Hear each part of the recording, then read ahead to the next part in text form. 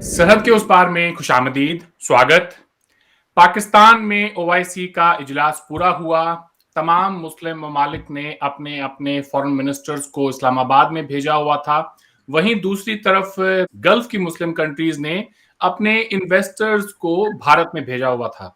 जम्मू कश्मीर के अंदर gulf investment summit हुआ। इमरान खान ने ओआईसी के इजलास में बहुत सारी बातें की, इस्लामोफोबिया के ऊपर तकरीबन 15-20 मिनट तक दुनिया को लेक्चर दिया। उसके बाद ये भी कहा कि हम लोगों ने, यानी इस्लामिक जो मुल्क हैं, हम सब ने कश्मीर और फिलिस्तीन को का जो हमारा जो इशू है उसको हमने फेल किया है। चाइनीज फॉरेन मिनिस्टर को भी वहां पे एज अ स्पेशल गेस्ट बुलाया गया था। पाकिस्तान में इन दिनों सियासी सूरत हाल भी कुछ ठीक नहीं चल रही है। इमरान खान साहब की हुकूमत काफी मुश्किल में घिरी हुई है। अब देखना ये होगा कि वो ये नो कॉन्फिडेंस मोशन जीत पाते हैं या नहीं। इमरान खान साहब को देखकर, उनकी तमाम स्पीचेस को देखकर तो ऐसा नहीं लगता कि उन्हें किसी भी बात का कोई खतरा है। तो आज के प्रोग्राम में हम इन तमाम इश्यूज को डिस्कस करेंगे। हमें ज्वाइन किया है बैरिस्टर हामिद बशानी साहब ने। प्रोग्राम में आपका खैर मकदम है बशानी साहब। थैंक यू जनाब, शुक्रिया। बशानी साहब, सबसे पहले तो इमरान खान साहब की जो स्पीच है ओआईसी में इस्लामोफोबिया के ऊपर, उस पर बात कर लेते हैं। आप खान साहब की इस स्पीच को किस तरह से देखते हैं? उसके बाद फिर हम जम्मू कश्मीर पर भी बात करेंगे। देखें जी, ये स्पीच बड़ी इम्पोर्टेंट है और मैं इसमें दो very interesting and important aspect इसके देखता हूं जो कि ऑडियंस को पता होना चाहिए। एक तो जो उन्होंने कश्मीर और पैलेस्टाइन के हवाले से बात की है, और एक जो उन्होंने इस्लामोफोबिया, जो डिवोर्स के बढ़ता हुआ रेशो है Islamic countries and specifically in Pakistan, और सेल फोन जो कि दूसरे अल्फाज में मॉडर्न टेक्नोलॉजिकल अचीवमेंट्स जो हैं साइंटिफिक दुनिया में, ये तीन चीज़ें जो है ना, ये तीनों बड़ी इम्पॉर्टेंट हैं। और इसलिए भी इम्पॉर्टेंट हैं कि एज ए होस्ट कंट्री जो उन्होंने टाइम लगाया इस पे, वो मैं आपको बताऊं कि 15 मिनट उन्होंने इस्लामोफोबिया पे लगाए और तकरीबन 5 से 10 मिनट उन्होंने ये डिवोर्स का इशू जो और सेल फोन पे लगाया। 25 मिनट ये हो गए, तो कुल उनकी तकरीर को 30-35 मिनट की थी। तो इससे आप अंदाज़ा लगा सकते हैं कि ये जो इस्लामी दुनिया के टैक्स पेयर थे, उनके मनी को किस तरीके से मिसयूज़ किया गया और उनको किस तरीके से ज़ाया किया गया। तो इसको मैं अगर थोड़ा सा ब्रेक डाउन करूं अपने ऑडियंस के लिए, तो पहली चीज़ जो है जिसकी मैं उनको दाद देता हूं, और ये क्रेडिट इमरान खान को जाना चाहिए, कि he was the first sitting prime minister in Pakistan जिसने के ओपनली ये एडमिट किया कि कश्मीर के इशू पे हम फेल हो गए। ऑल दो के उसने साथ में पैलेस्टाइन भी मिलाया, जो कि एक बहुत बड़ी, एक और बड़ी सच्चाई का इज़हार है कि पैलेस्टाइन को मिलाने का मतलब ये है कि जो ओआईसी है, लोगों को अगर नहीं भी पता, तो इसकी जो बनने की एक बड़ी रीजंस है और इसके जो मंशूर जो ऑब्जेक्टिव हैं, उसमें एक बड़ा पॉइंट जो है वो पैलेस्टाइन ऑफिशियली उसका हिस्सा है कि पैलेस्टीनियन इशू को पैलेस्टाइन के पीपल के राइट्स के मुताबिक रिजॉल्व करना। यही वजह है कि ओआईसी को ट्रेडिशनली एक एंटी इजराइल एक फ्रंट समझा जाता रहा है, क्योंकि उसका मेन बड़ा ऑब्जेक्टिव जो है वो पैलेस्टाइन था। अब उस पे उन्होंने क्या किया, ये अब सामने लिखा है दीवार पे, और जाहिर है कि उनके सामने प्राइम मिनिस्टर ने जब ये कहा कि हम बुरे तरीके से फेल हुए, तो किसी ने इसकी ना तरदीद की और ना को एक्सप्लेन करने की कोशिश की।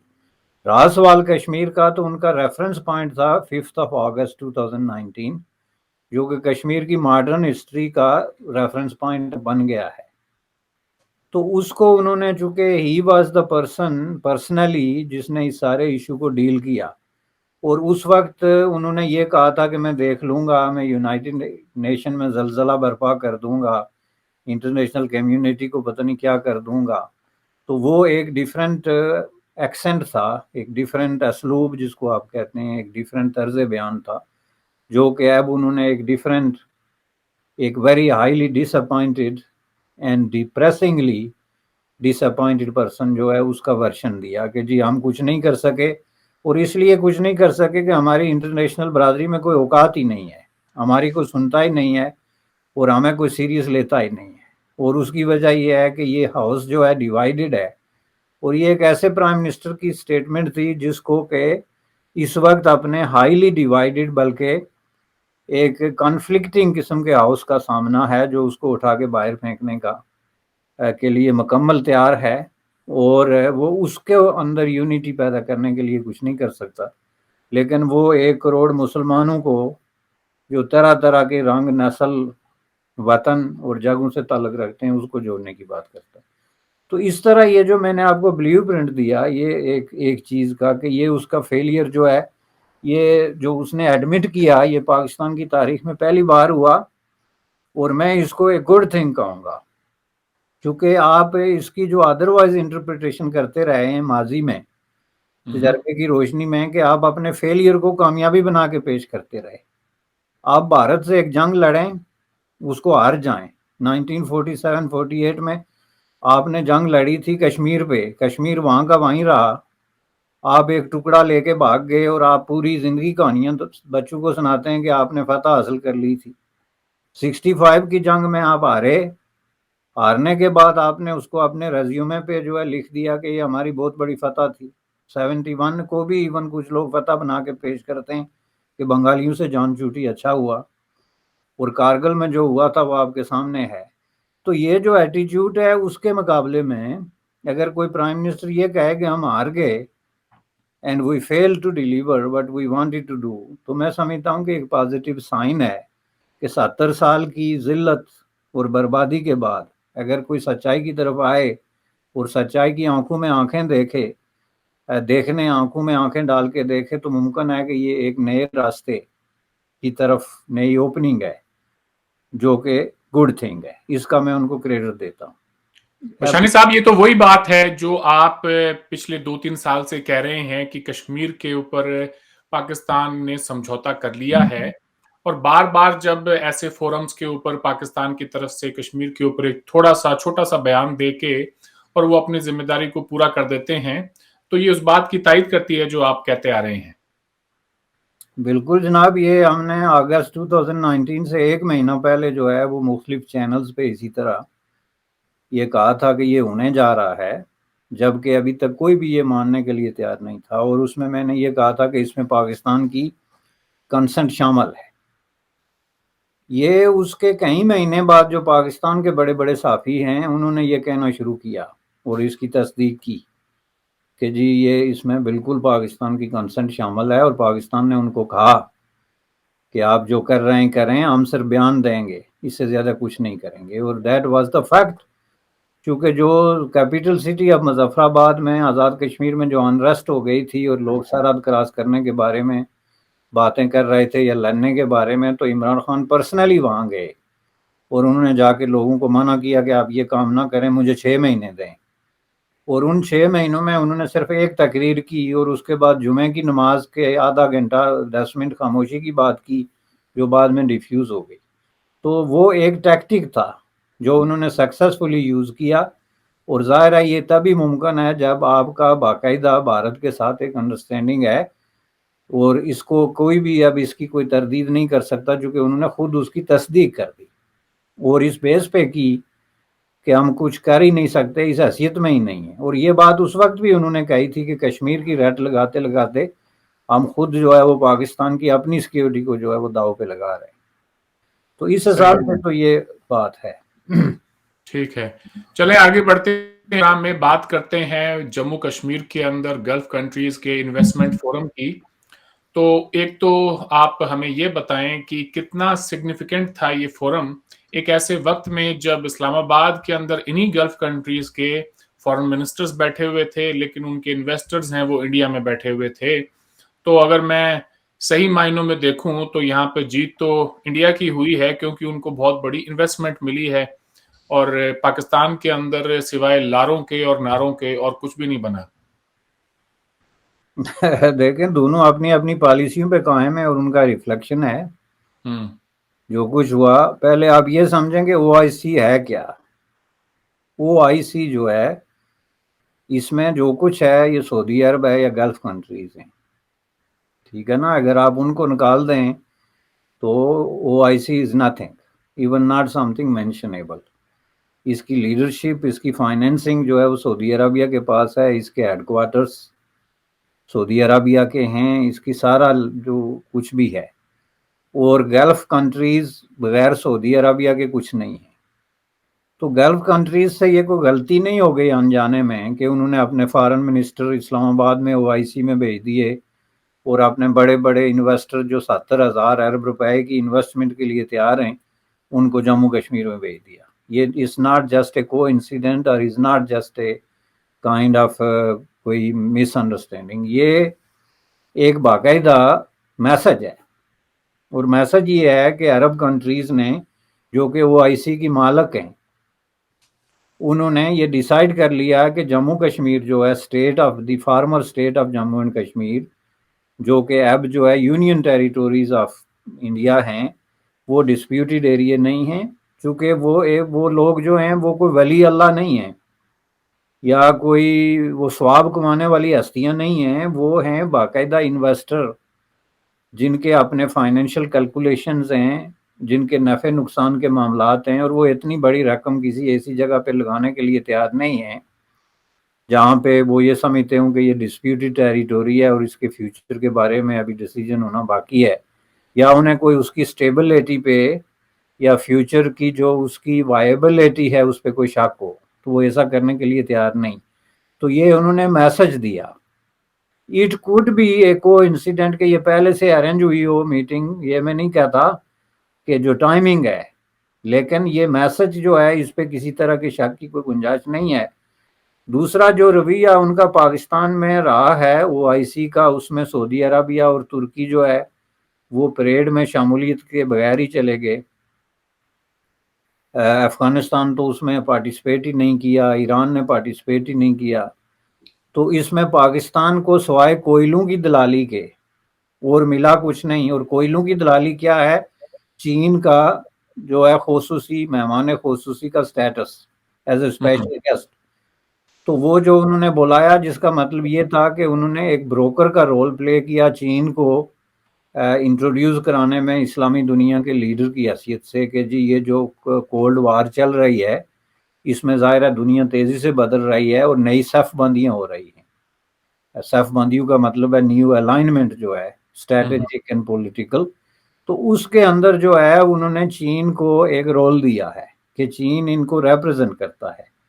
دیٹ ریمائنڈز می, جو ہسٹوریکل ڈیولپمنٹ ہوتی تھی, ایفرو ایشین فورم تھا ایک, جس پہ ایک بہت بڑی لمبی جدوجہد ہوئی تھی کولڈ وار کے دوران کہ یہ فورم کس کے ساتھ ہے, سوویت یونین کے ساتھ ہے یا یونائٹڈ اسٹیٹ آف امریکہ کے ساتھ.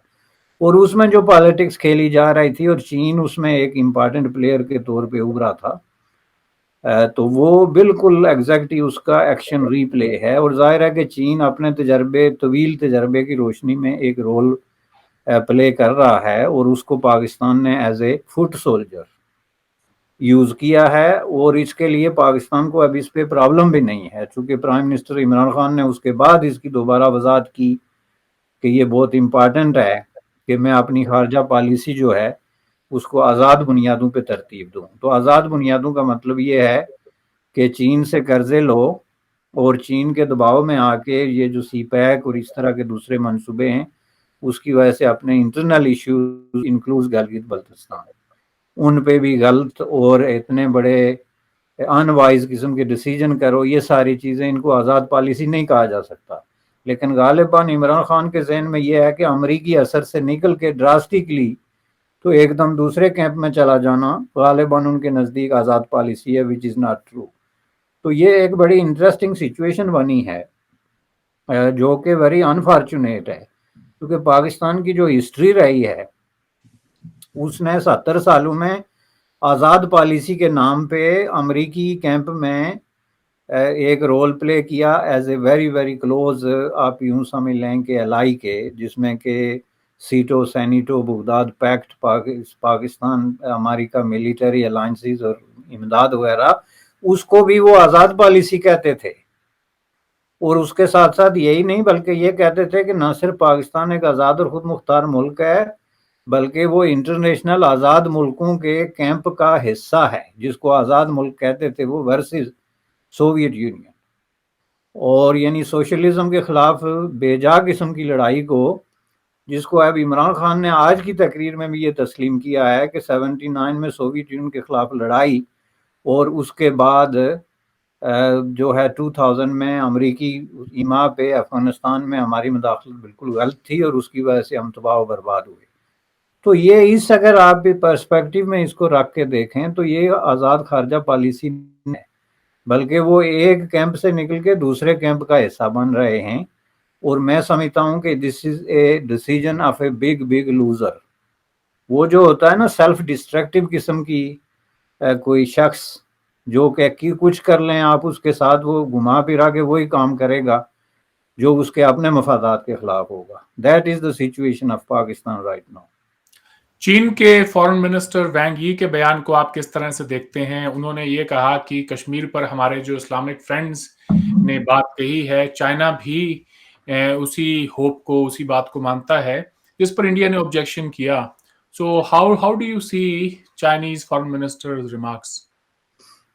دیکھیں جی، وہ جہاں پہ وہاں بیٹھے ہوئے تھے وہاں پہ انہوں نے اس طرح کوئی ریمارکس تو دینا تھا، لیکن چین کی جو پالیسی ہے کشمیر پہ یہ ایک الگ چیپٹر ہے اور بڑا لینتھی چیپٹر ہے، لیکن ایک بات کلیئر ہے کہ وہ الٹیمیٹلی آگے پیچھے جو بیان دیتے رہتے ہیں، انہوں نے بہت بڑی مداخلت بھی کی کشمیر کے پرابلم میں، اور مداخلت کی وجہ یہ ہے کہ چین نے کشمیر کا ایک بہت بڑا حصہ جو ہے اس پہ قابض ہے، جو کہ رقبے کے اعتبار سے کسی طرح بھی جو ہے وہ ایک قابل لحاظ قسم کی جو ہے بے شک آبادی کم ہو، جس میں علاقے جو پاکستان نے اس کو دیے 60s میں، یا انڈیا کے ساتھ لڑائی میں جو علاقے انہوں نے لیے، تو یہ ایک بہت بڑی لینڈ ماس ہے جس کی وجہ سے چین جو ہے وہ اس میں مداخلت کرتا ہے۔ ظاہر ہے کہ آخر میں چین جو مشورہ دیتا ہے وہ یہی دیتا ہے کہ جی انڈیا اور پاکستان باہمی گفتگو کے ذریعے اس مسئلے کو حل کریں، اور آپ دیکھیں گے کہ جب یہ واپس جا کے کسی آزاد فورم پہ سٹیٹمنٹ دیں گے وہ یہی دیں گے کہ پاکستان اور انڈیا نیگوشیٹ کریں اور مسئلے کو حل کریں۔ تو اس لیے میں اس کو زیادہ اہم نہیں سمجھتا، میں اس بات کو اہم سمجھتا ہوں کہ چین کا ایک بہت بڑا بریک تھرو ہوا ہے کہ ایک فورم پہ ان کو ایز اے چیف گیسٹ بلایا گیا، حالانکہ وہ کسی بھی حوالے سے کوئی جسٹیفیکیشن نہ تو چین کے اندر مسلمانوں کی اتنی بڑی پاپولیشن ہے، اور جو پاپولیشن ہے بھی اس کے بارے میں ظاہر ہے کہ عام تاثر یہ ہے کہ وہ وکٹمائزڈ ہے اور وہ کیمپوں میں قید ہے ری ایجوکیشن کے نام پہ، یا ان کے انسانی حقوق جو ہیں وہ غصب ہو رہے ہیں۔ تو دوسری طرف ظاہر ہے چین کا جو ہیڈ آف دی اسٹیٹ ہے وہ بھی کوئی مسلمان نہیں ہے، جو کرائیٹیریا ہے اسلامک کوآپریشن کا۔ تو اس حساب سے اگر آپ نے کوئی یہ لیکھنا تھا کہ کوئی علاقائی پاور ہے تو اس میں پھر انڈیا کو بھی انوائٹ کیا جانا چاہیے تھا۔ اس کی دو وجوہات ہیں، ایک تو انڈیا علاقائی پاور میں دوسرے نہیں تو دوسرے نمبر پہ تو آتا ہے، اور تیسرا یہ ہے کہ انڈیا کے اندر ایک بہت بڑی پاپولیشن مسلمانوں کی ہے، اور یہ جو فورم ہے از آل اباؤٹ مسلمان، یہ کوئی مسلمان حکمرانوں کا فورم نہیں ہے، بلکہ اسلامک کوآپریشن کا مطلب یہ ہے کہ جہاں کہیں بھی دنیا میں مسلمان ہیں ان کے بارے میں اگر کوئی ویلفیئر ان کی یا ان کی ثقافت یا جو بھی ان کی وہ ضرورت ہے اس کے بارے میں، تو میں سمجھتا ہوں کہ it was totally out of place, unwarranted, اور ایک بہت بڑا جو ہے اپنے پاؤں پہ کلاڑی ماری ہے پاکستان نے، اور یہی وجہ ہے کہ سعودی عرب اور ترکی وغیرہ جو ہیں وہ اس معاملے میں کوئی بہت زیادہ خوش نہیں تھے، اور آپ اس کی امپلیکیشنز دیکھیں گے کیونکہ کولڈ وار کے دور میں جو کہ اب ایک طرح کی ہارڈ وار کی شکل اختیار کر رہی ہے چین کے جو ہے وہ یوکرین کے سٹینڈ کے حوالے سے، تو اس میں سمجھتا ہوں کہ ایک بہت بڑی یہ جو ہے وہ ایک قدم ہے، اور یہ قدم عمران خان کے اس دعوے سے قطعاً مطابقت نہیں رکھتا کہ میں آزاد خارجہ پالیسی کے پیچھے دوڑ رہا ہوں، جو ان کے دن بہ دن گہرے ہوتے ہوئے جو کانفلکٹس ہیں اور تضادات ہیں اس کو ریفلیکٹ کرتا ہے۔ صحیح۔ پاکستان میں عمران خان کی حکومت کافی مشکل میں گھری ہوئی ہے۔ اب آج پارلیمنٹ کے اندر اجلاس بلایا جائے گا جس میں یہ فیصلہ ہوگا کہ عمران خان اپنے نمبرز پورے کر پاتے ہیں یا نہیں۔ लेकिन इस बात का फैसला कि उनकी हुकूमत जाएगी या नहीं, इसमें अभी शक है। हो सकता है कि 10-12 दिन और इसमें लग जाएं। तो बशानी साहब, इमरान खान साहब की जो रीसेंट स्टेटमेंट्स हैं कि जो ये कह रहे हैं ये हक और बातिल की लड़ाई हो गई है, सच है और झूठ की लड़ाई है, और इसमें आप लोगों ने तय करना है कि आप किसके साथ खड़े हैं। तो वो तो अब जो मजहबी लोगों के इमोशंस होते हैं उनको इन्वोक कर रहे हैं, उनको उकसा रहे हैं। आपका क्या ख्याल है, इस जंग को इमरान खान अब क्या जीत सकते हैं? मेरे ख्याल से तो बाजी उनके हाथ से निकल गई है। अब तो ढोल पीटने के सिवा उनके पास और कोई दूसरा रास्ता है नहीं। नहीं, ये तो बिल्कुल क्लियर हो गया जी कि बाजी उनके हाथ से निकल गई है, और बाजी एक डेमोक्रेटिक प्रोसेस में निकल रही है। और when you are talking about democracy, तो उसमें आपका रिएक्शन ये नहीं हो सकता जो इमरान खान का है। उनका रिएक्शन ये है कि मैं लड़ूंगा, मैं रेजिस्ट करूंगा, मैं उसको सबक सिखा दूंगा, उसको ये कर दूंगा, जो कि टोटली जो डेमोक्रेटिक एक प्रोसेस है उसकी नफी है। बातौर प्राइम मिनिस्टर एक ऐसे निज़ाम के जो डेमोक्रेसी पे बिलीव करे, उसमें आप ऐसी बात नहीं कर सकते, क्योंकि उसमें कुछ भी अनडेमोक्रेटिक नहीं हो रहा। तो अब हर सूरत में वो जो है अपनी वार लूज कर चुका है। उसमें अगर वोट ऑफ नो कॉन्फिडेंस कामयाब होता है या नाकाम होता है, उसके जो ग्राउंड्स थे वो शेक हो चुके हैं, उसका कॉन्फिडेंस जो है वो शेक हो चुका है। और अब वो मज़हब को जो इस्तेमाल कर रहा है, उसमें वो जनरल ज़िया से 10 कदम आगे चला गया है। अब उसमें जो है उसको सिर्फ एक दाढ़ी की या वर्दी की ज़रूरत है। और वो पाकिस्तान के अंदर जो इस तरह की वारदातें होती रही, मैं इसको वारदात ही कहूँगा, वो उसको एक्शन रिप्ले कर रहा है। और ये हमेशा जो फाशिज्म की तरफ माइल हुक्मरान दुनिया भर में होते हैं, वो जब अपने ग्राउंड लूज कर रहे होते हैं, तो सबसे बड़ा टूल जिस चीज़ को यूज़ करते हैं वो रिलीजन होता है। और जिस तरीके से ब्लंटली वो इसको यूज़ कर रहा है, आप वहाँ पे बिलबोर्ड देखें, और ये जो आयत वो यूज़ कर रहा है अमर बिल मारूफ की, ये बहुत ही ख़तरनाक अमल है। चूँकि इसका मतलब ये है कि आपके पास ये इख्तियार है कि आप लोगों को डंडे के जोर पे राय रास्त पे लगाएं, जिसको आप राय रास्त समझते हैं, और उसका हुक्म दें, और जो नहीं मानता उसको उठा के जेलों में फेंक दें। और हक व बातिल की लड़ाई, तो इसका तो बड़े बड़े नबी जो अंबिया हैं इस्लामी ट्रेडिशन के अंदर, वो दावे नहीं कर सके।